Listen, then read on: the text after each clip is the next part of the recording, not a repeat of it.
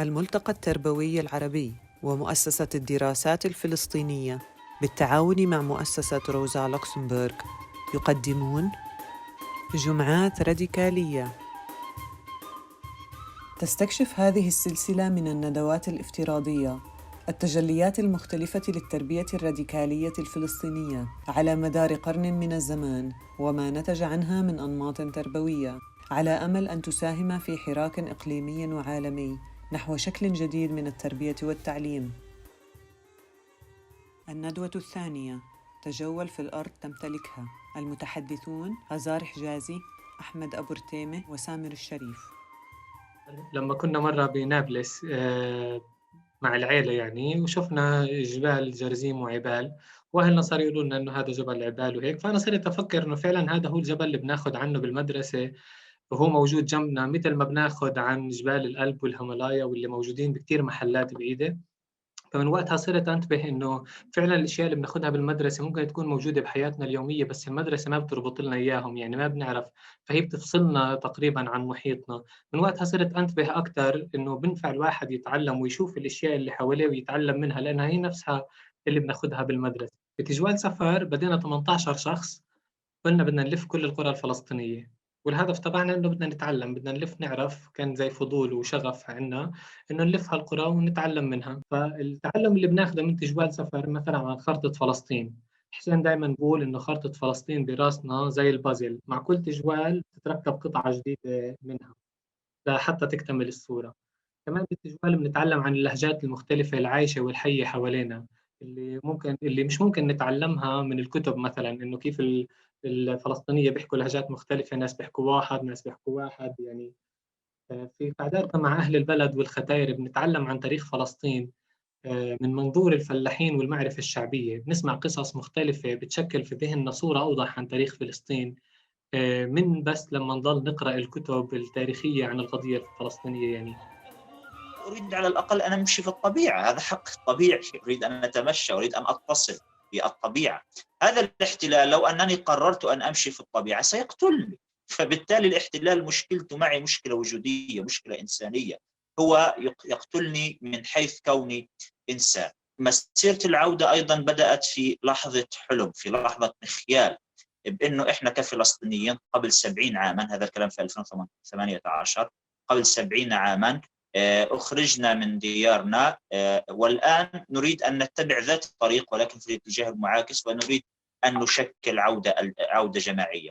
لذلك مسيرة العودة في هذا السياق كانت مهمة جدا لتشكيل حالة وعي وللرد الفعلي والعملي على الرواية الاستعمارية الكولونيالية التي تريد أن تتهرب من فكرة أصلا وجود شعب، وأيضا تريد أن تشطب أصل القضية بتصوير وكأن مشكلتها فقط أمنية مع بعض الفصائل أو بعض الجماعات. مسيرة العودة أظهرت صورة الشعب بالنساء، بالأطفال، بالفتية، بالشباب، بالعجائز. رأيت أنا في يوم مسيرة العودة مشهد لن يمحى من الذاكرة، عجوز عمرها 75 عام تقريبا وبالكاد تسير وتقطع كيلومترات بعيدة تريد أن تصل إلى هناك. معركتنا مع الاحتلال هي معركة رواية. الاحتلال يريد أن يقول إنه لا وجود للشعب الفلسطيني، لا وجود لقضية اللاجئين، فنحن بوجودنا هناك، وإن كان وجودنا فقط للنزهة، وجودنا هناك فقط للجلوس، فقط للنظر، هو فعل من أفعال المقاومة.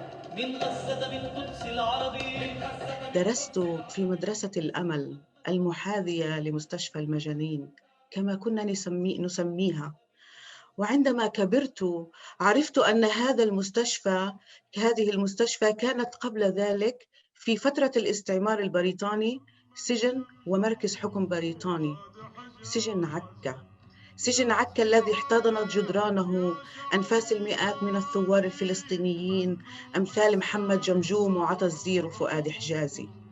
استطعت أن ألاحظ أننا أبناء وبنات الجيل الثالث للنكبة لم نكن منفصلين عن الصدمة والشعور بالفقدان وألم الاقتلاع والغربة. تقييد التجوال والحركة ليس فقط التجوال كفضاء مكاني، أو بمفهوم مكاني، وإنما التجوال والحركة كفضاء لحركة متكاملة متناغمة ما بين الجسد وبين الشعور وبين الفكر. حركة الإنسان الفلسطيني كانت تحت سيطرة الحاكم العسكري اللي كان هو بيقرر إنه يعطي تسريح لنا إذا إحنا بدنا نطلع من عكا أو من حيفا أو من سخنين. نجد أنه مرت سنوات طويلة وأهالينا من مهجري الداخل لم يصلوا إلى المكان، وفقط في السنوات الأخيرة بدأت مسيرات العودة والتجوال. وكان طبعاً الدور الريادي لهاي المسيرات هو أبناء وبنات الجيل الثالث للنكبة. مع أهل البلد والختاير بنتعلم عن تاريخ فلسطين من منظور الفلاحين والمعرفة الشعبية. بنسمع قصص مختلفة بتشكل في ذهننا صورة أوضح عن تاريخ فلسطين من بس لما نضل نقرأ الكتب التاريخية عن القضية الفلسطينية يعني.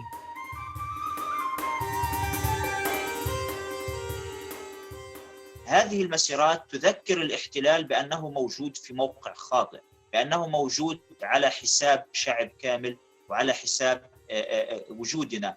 فبالتالي هذه المسيرات هي فرصة استراتيجية نحن نأمل أن تستمر وأن تتوسع أيضا في كل مكان. الأطفال اللي بيقدروا يشكلوا أو يكونوا نوع من تصور الماضي هم رح يبدأوا كمان في التخطيط والتصور للمستقبل.